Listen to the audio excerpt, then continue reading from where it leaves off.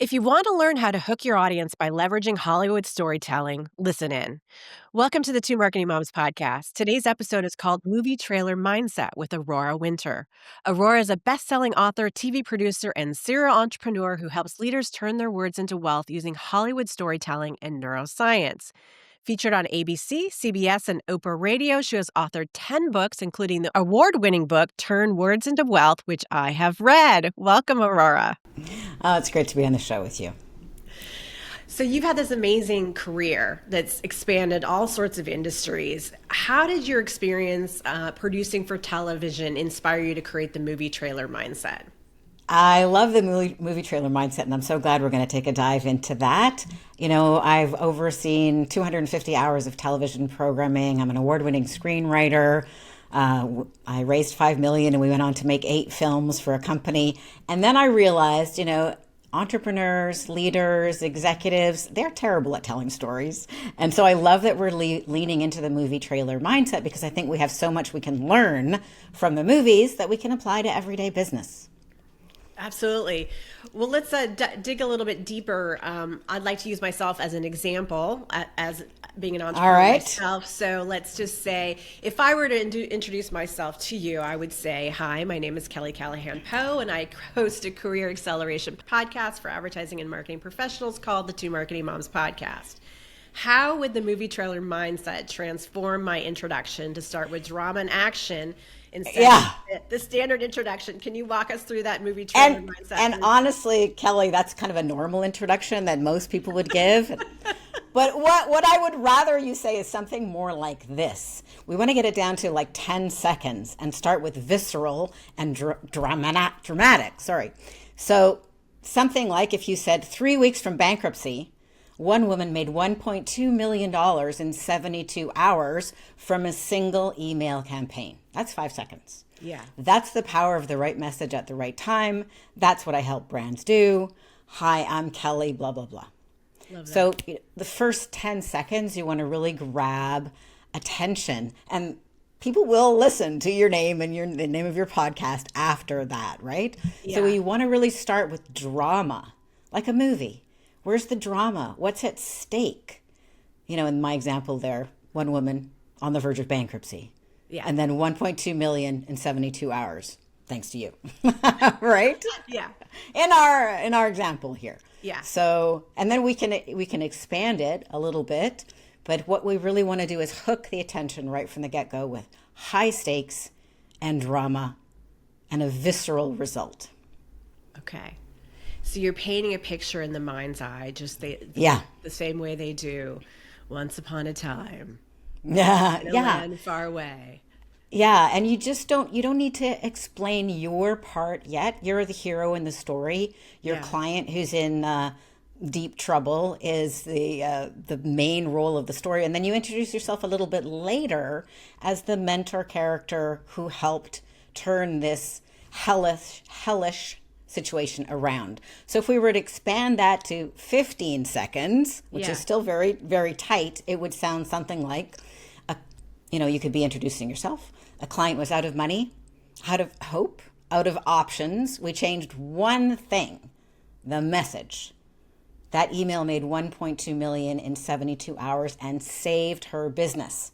That's what I do. I help leaders turn their ideas into influence and income using the same storytelling secrets that I learned from Hollywood. I added the Hollywood bit from me, but sure. Right? You want to get to the point. And then I can go on and say, hi, I'm Aurora Winter. I'm the founder of Same Page Publishing.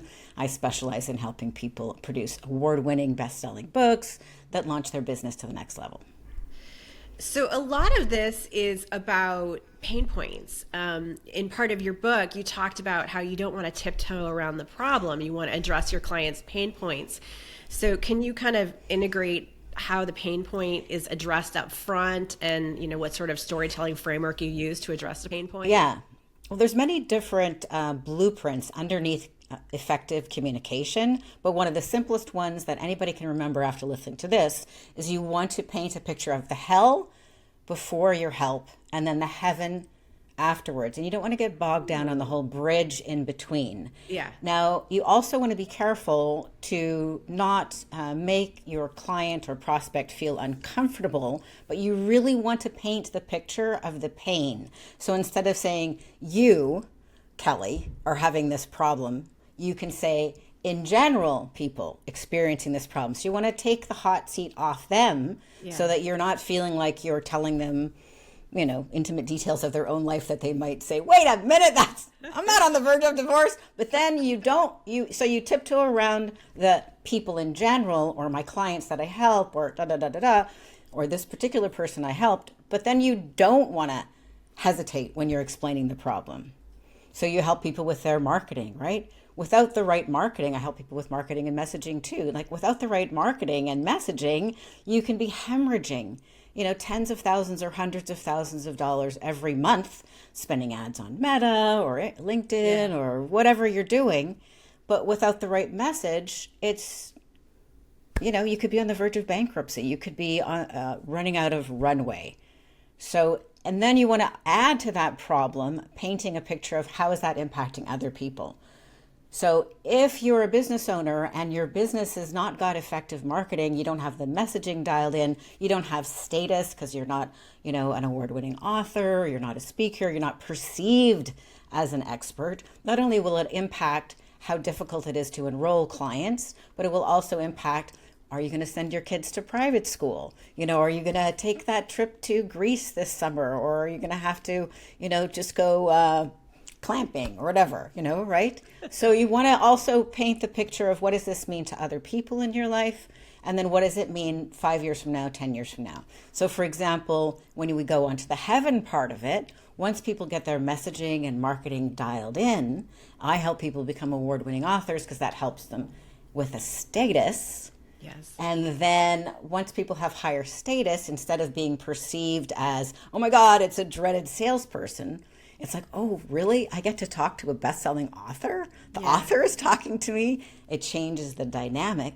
And then that makes it, some studies say, 100 times easier to close a conversation if you're a best-selling award-winning author, perceived as a high-status individual, as opposed to being perceived as one of many options, in which case it's a downward spiral looking for the lowest price point. Anyway, so fast forwarding on the heaven side of that, you build a business, you've got it working, then you're selling it for X times value, you're exiting for several $1 million, and you're set for life. Yeah. Whereas the hell is the opposite. Yeah. Right. So you want to not hesitate about really clearly painting the pictures of the hell before they work with you, and then the heaven after. And most people forget that not making a decision is also a decision, right? Mm-hmm. Which is kind of a cool thing, to notice. One of the things that you've talked about in your book and in our conversation is this whole idea of the integration of neuroscience and how your brain works, and the various aspects of your brain and how they work together when they're trying to hook an audience. Can you talk to us about that? Absolutely. So in the book, Turn Words into Wealth, I go into detail, but to just summarize, there's basically 3 elements that you need to pay attention to when you're communicating. First, the croc brain, then the midbrain, and then the cerebral cortex. And most well-educated people tend to skip the first 2 steps, and that's completely wrong. So think of it as building a house. So the croc brain is the foundation. Without the foundation, you cannot put the walls up and you cannot put the roof up. So the foundation of communication is attention. Without attention, you're just talking, but there's no communication happening. So the croc brain is looking for, is this new? Is this novel? Is this interesting? Is this something I need to pay attention to? Or is this just the same message I've heard everywhere else? This is where we really need to be careful using AI. AI can be fast, but the messages are all going to kind of sound the same. So you want to be cautious about that. But once you've got attention, so that could be the subject line on an email, it could be the title of a book, Turn Words into Wealth. That is croc brain. It's like, what are we talking about? And then these awards on the front cover of the book, that is midbrain. So midbrain is social proof. So you want to have, the testimonials from your clients, your awards, whatever the case may be, your MBA, your PhD, social proof that other people think that you're up to something worthwhile. And that can be done quite quickly, but until you pass those two gatekeepers, people are not really listening. So first attention, then social proof, and then go on to a little bit of your more intellectual point. That might be the return on investment. It might be a longer story, might be just adding a bit more, but then you want to circle back around about every 5 minutes to again hit on the croc brain. I think what are we talking about? What's in it for me, basically. Yeah. They again hit on the social proof, and you could do this very quickly. You know, when I worked with Sheila, she was having this problem, and she was struggling in this way, and then we helped her to do this. You just build it in, just light touches of circling back around. What are we talking about? What is the value? Who else thinks this is cool? And then your point. So what is the biggest mistake that you see business owners make when they're trying to tell their story or sell their story? Story selling.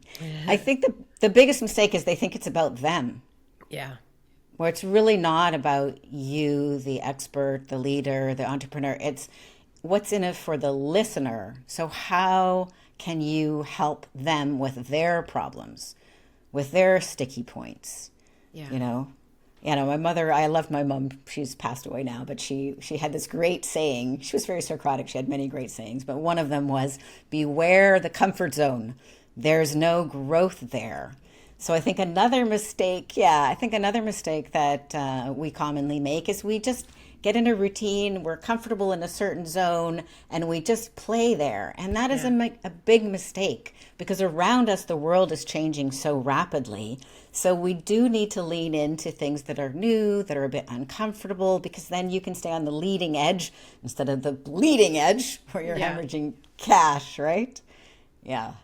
And so a simple thing to do is make a point of collecting the stories of transformation in your own life when you faced difficulty and how you overcame it, the stories of your clients, how you've helped them with their marketing, with their messaging, what was the result, and collect those video testimonials or text testimonials and just make that part of your process. Yes, it might be a little uncomfortable asking somebody for a testimonial, but it's a good habit to get into.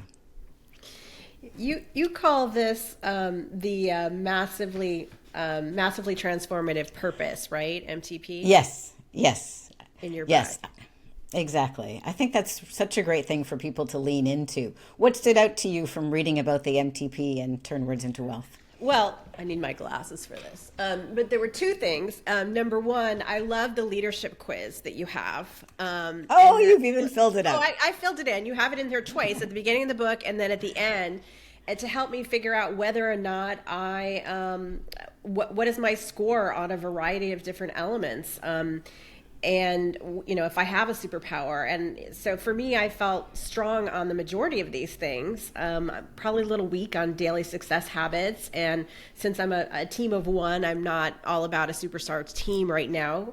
But I felt pretty good about what my answers were in here. And then you clarify information about what is the massively transformative purpose later, and you ask some really interesting things that I hadn't thought about if the success or failure of our planet and all of life depended on your actions, what would you do? Yeah. That blows you away.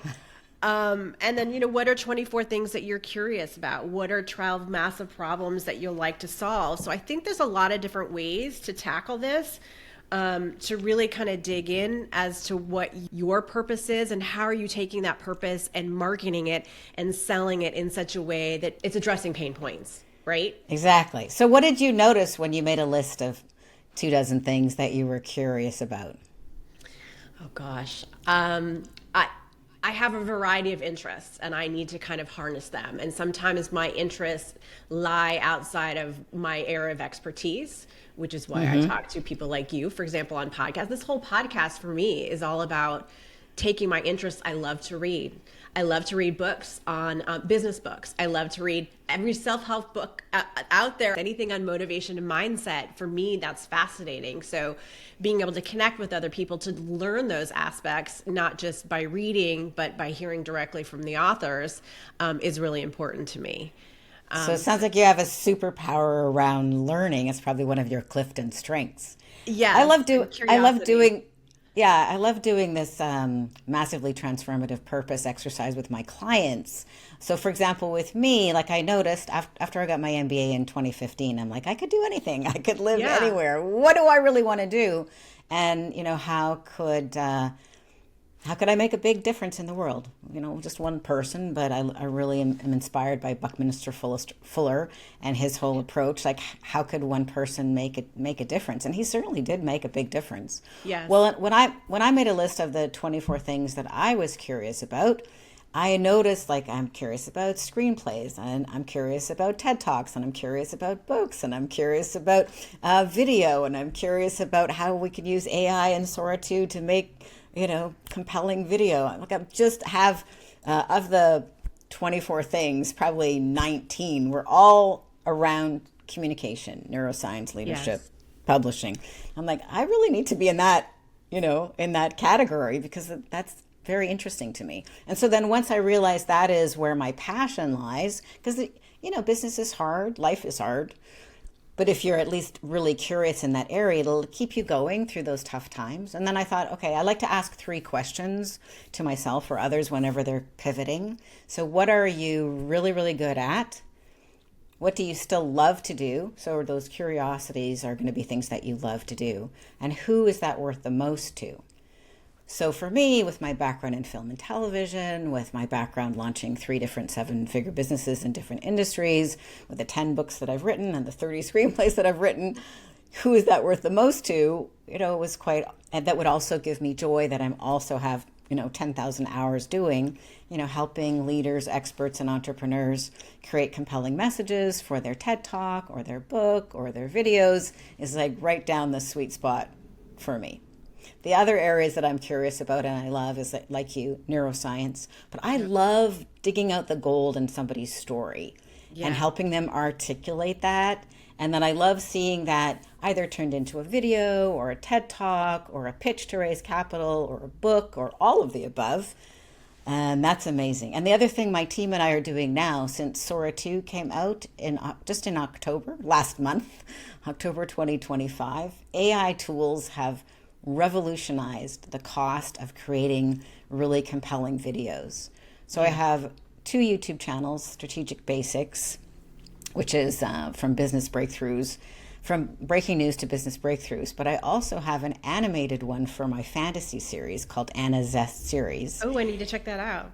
Yeah, so check that out. And we just launched it. And the first video has a 12% click-through rate, which is unheard of to cold traffic. Yeah.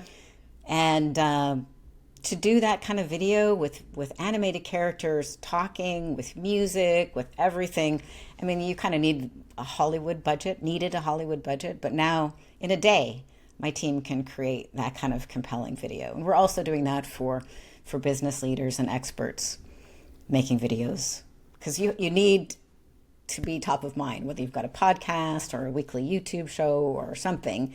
And then I think people are also well served to have a legacy piece of content like a book.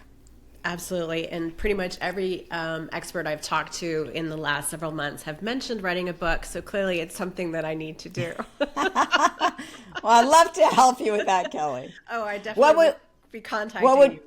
What would you write a book about? Career acceleration. So how can I take my story of my career in advertising and marketing for 35 years and give young professionals guidance that I didn't get back in the day, tips and insights and tricks to help them grow their careers and not make the same mistakes. That sounds like a great book. Yeah. So very clear. I have enough on the podcast of content, so it's a matter of like putting that together in a book format. Sometimes it's easier just to start afresh rather than digging back into all of your podcast content. Yeah. Because one of the things when you're doing a podcast, you're shining the light on your guest, whereas I think your book should shine a light on you and then be supplemented by other experts. But it should mostly be Kelly's story. So how I help people create books is I interview them. First, we create a strategic plan for your book and what would you like it to achieve? How would you like it to change the world, and how would you like it to change your income and your influence? Yeah. And then say we have 10 chapters in this book idea. I interview you. Each chapter is like a podcast episode. And then we have the rough outline for a book. That needs to be polished up, and you can add more embellishments, but it's a fun, fast way to make a book. I am intrigued, let me tell you. My other thing of my 24 things that I'm interested in is this idea of transformation. I love interior design and home design. So any show where they start a project and it's a mess and turn it and clean it up, in the end it's a beautiful home. It's the same thing with marketing and advertising. You take a brand that is kind of blah and you come up with a new logo and a new look and feel, and I love that transformation. So transformation to me is a huge part of this pie. So absolutely. I'll figure out how to bring that in. So are there any final tips that you have in terms of the movie trailer mindset that you want to share? I just would love for people to lean into that. You can watch movie trailers on YouTube. Just lean into watching things that are just a couple of minutes long or even a few seconds long, and just really notice, did it trigger some emotion in me? Do I know what's at stake? And how could I use the structure to talk about what I do? And then I really invite and encourage people, instead of, pulling out the same message you've given 100 times that's in your comfort zone, play with your message. Look at a movie trailer, from F1, or a good example is the recent Tom Cruise movie. I did a whole thing about it on the Strategic Basics channel. But when he was promoting that movie, he didn't talk about the movie. He talked about hanging off the plane and not having to have hand signals to tell the pilot, I can't move right now because the G-force is too extreme. And that was so compelling because he's a 62-year-old actor with his life on the line. He could have had a stunt double. He could have had CGI.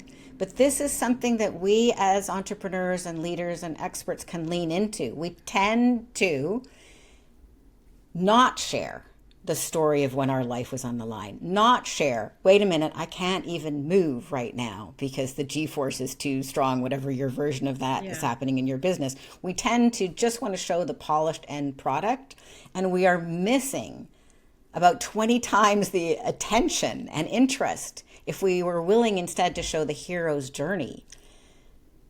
There is no hero's journey if there's no struggle. It's the struggle that makes the hero's journey. So try it on. Be willing to share the hero's journey of when you struggled and how hard you struggled. And then what was your breakthrough moment for yourself or the stories of your clients that you're helping.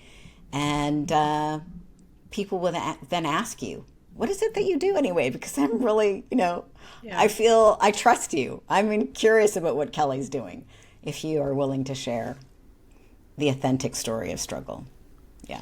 Well, I have a lot on my to-do list, clearly, and I have a lot of opportunities to experiment with my coming up podcast. So I hope to integrate some of your movie trailer mindset concepts into my next podcast. So hopefully I'll have stuff to share later. So I really appreciate you sharing your insights today, Aurora. Oh, it was fun, Kelly. Thanks for having me on. You can find Aurora's information on our website, twomarketingmoms.com. Don't forget to listen and watch and like and share. And thanks for joining. Take care.